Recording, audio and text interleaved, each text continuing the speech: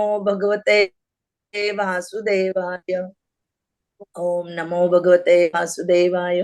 ओम नमो भगवते वासुदेवाय।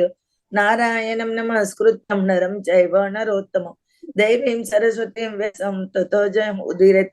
नष्टप्रायेषु भद्रेषु नित्यं भागवत सेवया भगवती उत्तम श्लोके भक्तिर्भवति नैष्टिकी। हरे कृष्णा दंडवत प्रणाम।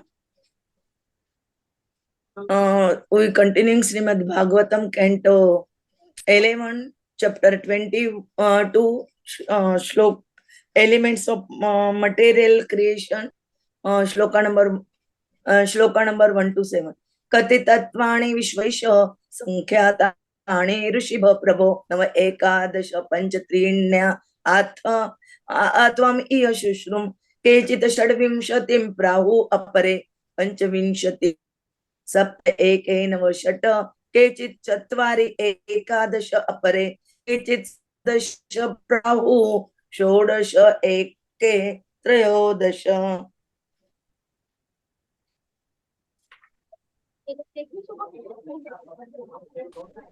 एतावत्त्वं हि संख्यानां ऋषयः विवक्षया गायन्ति पृथक् आयुष्मन् इदं न वक्तुम् अर्हसि। श्री भगवान उवाच युक्तं च सन्ति सर्वत्र भाषन्ते ब्राह्मणा यथा मायां मदीयाम् उद्गृह्य वदतां किं नु दुर्घटम्।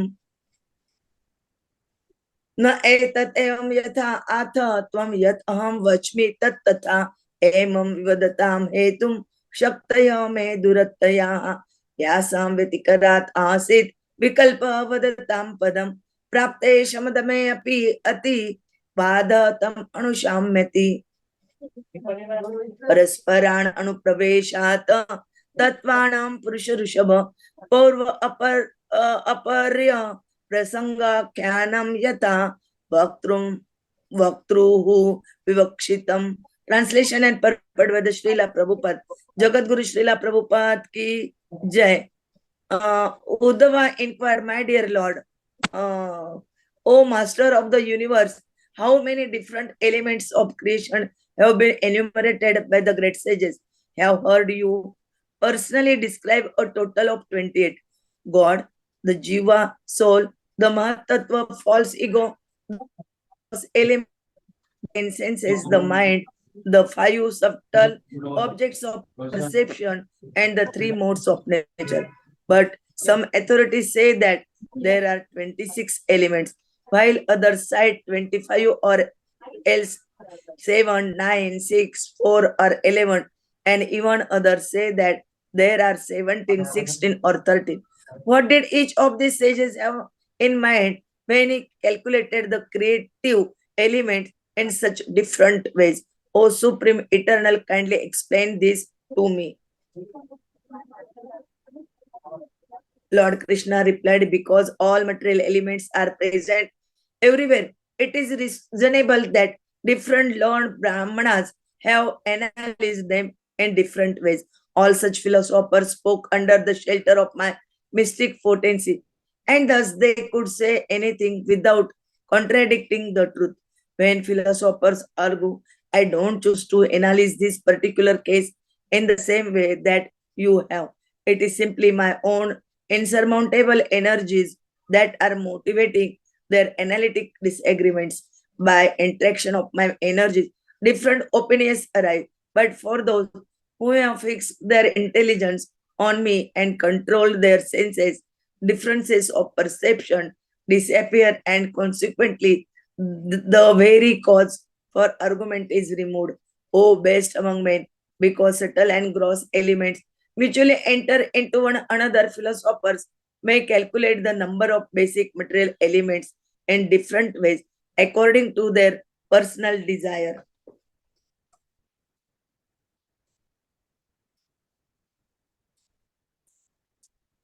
Purport by the Srila Prabhupada, Jagat Guru Srila Prabhupada ki jai. Lord Krishna thoroughly explained in the previous chapter that Vedic knowledge is not meant for sense gratification, but for liberation from material bondage. Now, Uddhava presents some intermediate questions that must be answered so the path of liberation will be clear.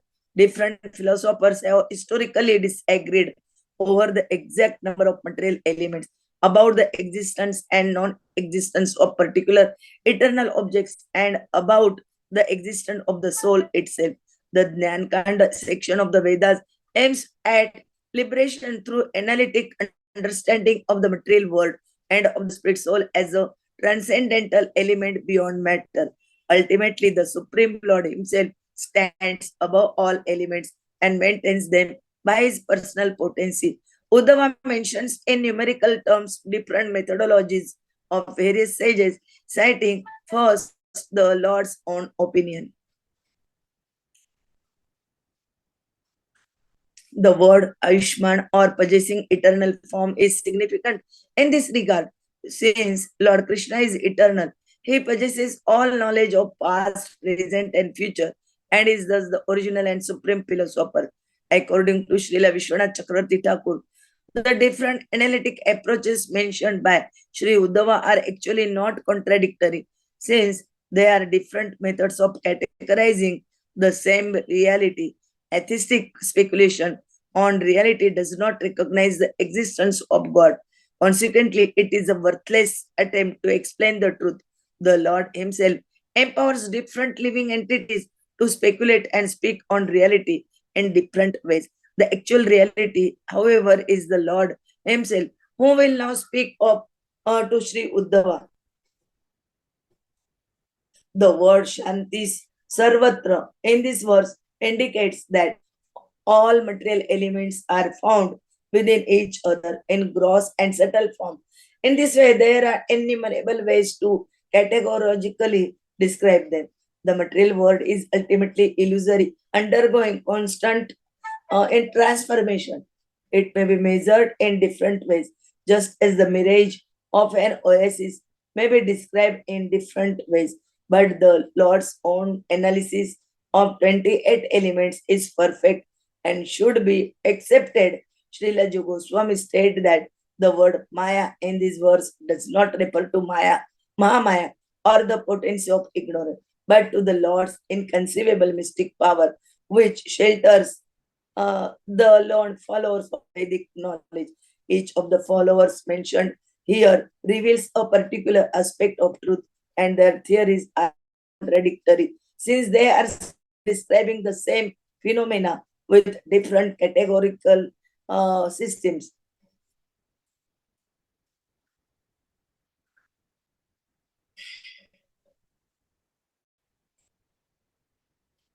Such philosophical disagreement is endless within the material world.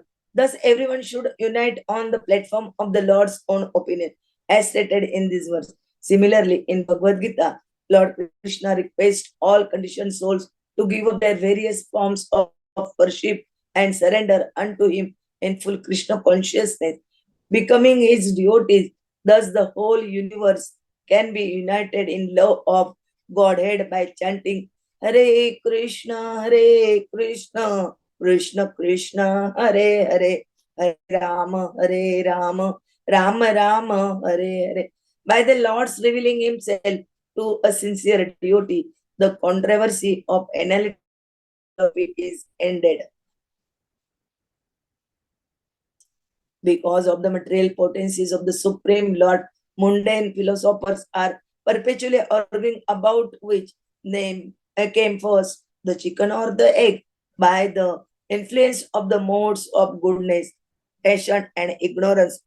The different philosophers are attracted to different views, and by the influence of the material atmosphere created by the Lord, these philosophers perpetually disagree with one another. The Supreme Lord Himself, however, has given the clear explanation as stated in Srimad Bhagwatam 6.4.31.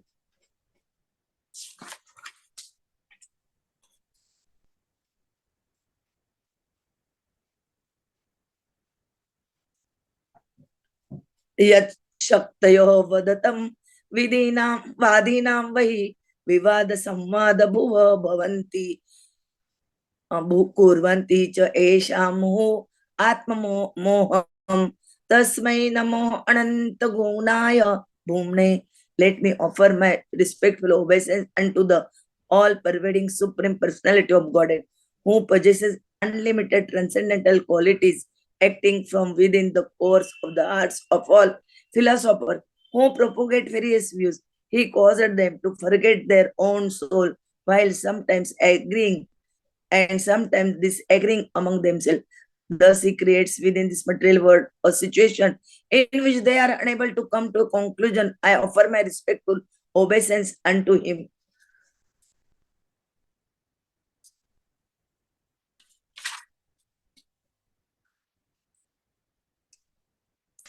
Conflicting entities of perception are created by the interaction of the Lord's material energies in the minds of different philosophers who staunchly defend their opinions, stating this may be the case, or perhaps that, or the other, or this may not be the case, or perhaps that is not the case. Such logic or rational proposing, doubting, counter proposing, counteracting, etc., take thousands of different forms and become the basis of argument. Actually, the Supreme Personality of Godhead, Lord Krishna, is the basis of all existence, since everything emanates from the Lord, is maintained by the Lord, and at the end is merged within the world. Lord Krishna is Paratattva, the highest truth underlying all other dependent truths. In a society of learned persons who have understood the personality of Godhead to be everything, there is no further cause of philosophical quarrel.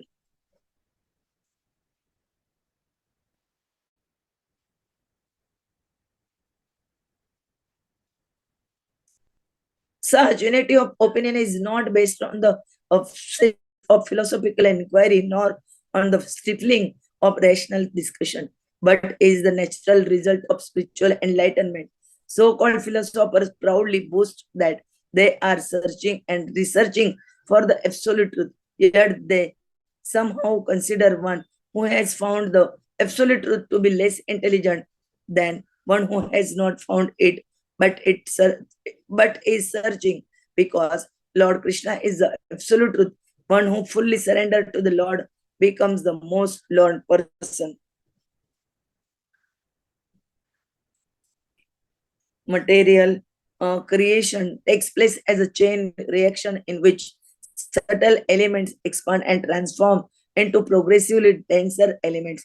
Since a cause is in a sense present within its effect, and the effect is subtly present within the cause, all subtle and gross elements have entered within one another. Thus, one may categorize basic material elements in many different ways, assigning various numbers and names according to one's methodology. Although material philosophers proudly assume their individual theories to be supreme, they are all speculating according to their personal proclivities, as described in this and the following verses. Thus end the purport. Om Jnanatimirandasya Jnananjana Shalakaya Chakshurunmilisham En Tasmai Sri Gurave Namah Sri Chaitanya Manobishtam Sthapitam Ena Bhutale Swayam Rupa Kadamahyam Dadati Swapadantikam Vande Ham Sri Guru Sri Yuta Padakamal Sri Gurun Vaishnavancha Sri Rupam Sagrajatam Sagana Raghunathanvitam Tam Sajivam Advaitam Savadutam Parijana Saitam Krishna Chaitanya Devam Sri Radha Krishna Padan Sagana Lalita Sri Vishakhanvitana Namo Om Vishnu Padaya Krishna Prishtaya Bhutale Srimate Bhakti Vedanta Swaminiti Namine Namaste Sarate Deve Gauravani Pracharine निर्विशेष शून्यवादी पाश्चात देशतारिणे वाञ्छा कल्पतरुभ्यश्च कृपा सिन्धुभ्य एव च पतितानां पावनेभ्यो वैष्णवेभ्यो नमो नमः. जय श्री कृष्ण चैतन्य प्रभु नित्यानंद श्री अद्वैत गदाधर श्रीवासादि गौर भक्तवृंद. हरे Krishna Krishna Krishna Hare Hare, Hare Rama, Hare Rama, Rama Rama, Hare Hare, Hare Krishna, Hare Krishna, Krishna Krishna, Hare Hare, Hare Rama, Hare Rama, Rama Rama, Hare Hare, Hare Krishna, Hare Krishna, Krishna Krishna, Hare Hare, Hare Rama, Hare Rama, Rama Rama, Hare Hare, Hare Krishna, Dandat Pranam. Today we continuing a new chapter 22, Elements of Material Creation, Srimad Bhagwatam, Canto 11, Shloka from 1 to 7.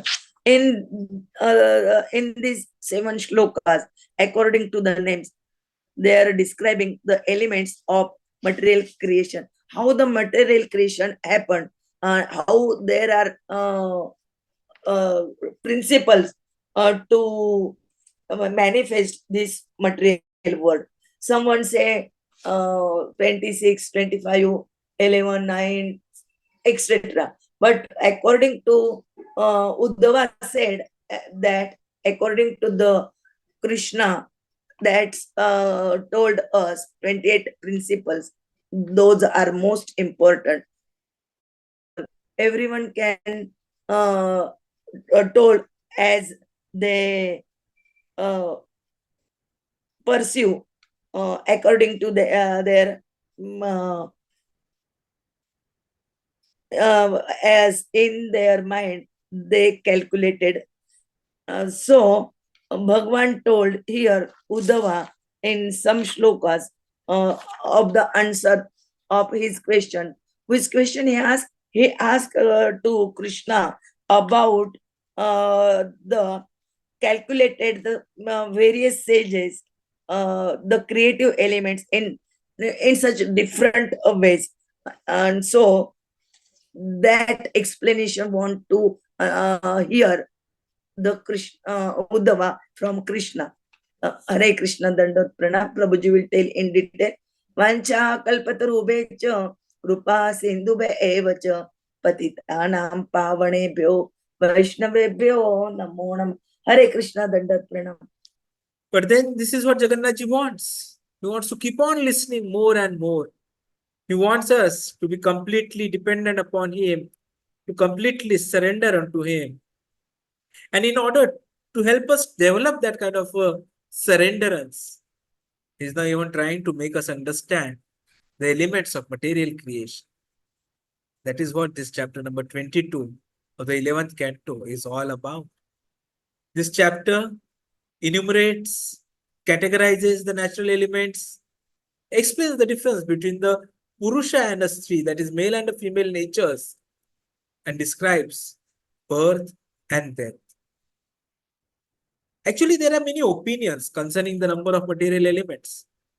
But this difference of opinions brought about by the influence of illusory energy is not illogical.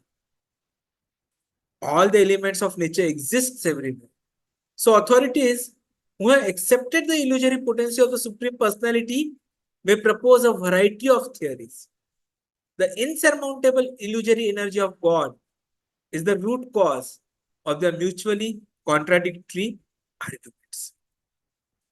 So, after having understood everything, it was Uddhava who has asked Krishna about this. What are the different elements? Because he has heard that there are 28. Jiva soul, Mahat Tattva, false ego, the 3, then the 5 gross elements, 10 senses, the mind, 5 subtle objects of perception, and the 3 modes of nature. But then some say it is only 26, while others say 25, or else 7, 9, 6, 4, 11. So he was a little confused, just like I am right now. And that is why he asked Krishna, what did each of these sages have in mind when they calculated the elements in such different ways? Please explain. And our merciful Krishna responds. He says that the material elements are present everywhere. And so, since they are present everywhere, the Brahmanas, they would have analyzed them in different ways. depending upon the place, time, circumstance. But everyone spoke under the shelter of Krishna's mystic potency. And so they have not said anything without contradicting the truth. Now, though the philosophers argue, I don't choose to analyze this particular case in the same way that you have. It is simply that my unsurmountable energies that are motivating their analytical disagreements is what Krishna says. So this becomes very important to understand. Because Krishna says that because of the interaction of his energies, different opinions arise. So, if we are going to be utilizing Krishna's energies, then differences. But if you have fixed the intelligence on Krishna, control the senses, the differences of perception disappear. And then there is no cause of argument.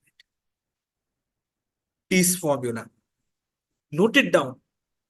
Shloka number 6, chapter number 22, and canto number 11. Yasam vyaktirasad vikalpa vadatam padam prapte shamadame api vada tam anushamyati. By interaction of my different energies, my energies, different opinions arise. But for those who have fixed their intelligence on me and control their senses, differences of perception disappear, and consequently, the very cause for argument is removed. A very important tattva which Krishna has given. Because Krishna is the basis of all existence. Everything comes from Krishna. Everything is maintained by Krishna. And at the end, everything is merged to rest within the Lord. So Krishna is the Paratattva, the highest truth underlying all other dependent truths. So, if there are any philosophical quarrels which are happening, if we understand personality of God as to be everything, then where will the quarrels come from? So that is what is important to understand. That is the objective of spiritual enlightenment. But unfortunately, under the influence of Maya, they are not able to do it. What is required is that we accept Krishna as the absolute truth, surrender to Lord, and then we can become a learned person. And then Krishna is giving reason why the differences of opinion arises. He says that the subtle and gross elements, they merge, they mix, they enter into one another. And that is the reason why the basic elements calculation is differential depending upon the person who is calculating. So this material creation is a chain reaction wherein subtle elements expand, transform into progressively denser elements. And since cause is in the sense present within its effect, the effect is certainly present within the cause. And so all the subtle and gross elements enter into one another. And because of this merger, because of this mixing, the material philosophy suffers. They assume individual theories to be supreme. And so this is all speculation, mental speculation, which will be described further by Krishna when we discuss the further shlokas tomorrow on. The takeaway for us today on this auspicious day of Gaur Purnima is that Krishna is the source of everything. It is because of Krishna's energy that we understand anything. And if you don't surrender to Krishna, you keep on creating fights, which are all avoidable the moment we understand Krishna to be source of everything. Hare Krishna. Cheto.